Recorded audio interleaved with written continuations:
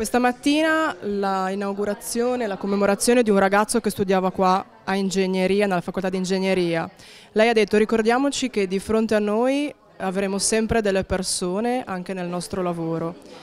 Quindi anche un messaggio per chi sarà il responsabile diretto per la ricostruzione di questo ponte.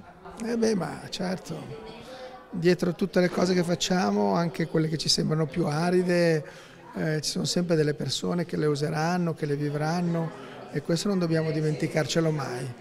Purtroppo talvolta la fretta, il risparmio, l'efficienza ci fanno dimenticare, ci fanno vedere di più le cose, ci fanno dimenticare le persone, ma questo è un grande rischio che assolutamente non vogliamo mai più correre, ma questo riguarda tutti, non soltanto gli ingegneri che ricostruiranno, ma veramente tutti. Che ragazzo era Henry?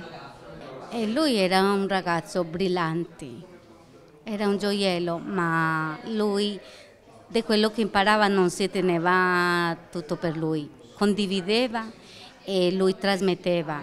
E questo lo sapeva lui, che chi insegnava a essere buoni agli altri brilla come stella nel firmamento. Allora lui sta brillando adesso e per me è una stella. Che ricordo hai di tuo fratello? Era il più grande, che cosa ti ha lasciato?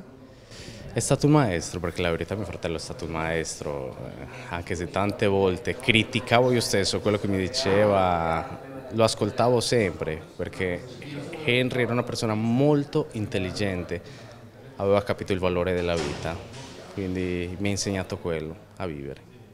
Oggi i suoi amici gli hanno dedicato questa targa, segno che gli volevano bene e che il suo ricordo non morirà mai.